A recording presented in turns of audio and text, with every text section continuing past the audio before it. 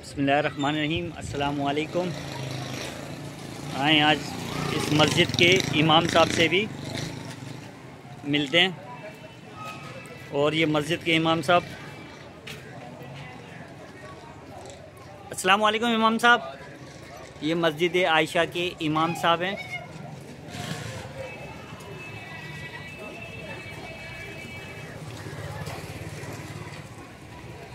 ये इमाम साहब, ये कब से इस तरह ये हालात हैं मस्जिद के?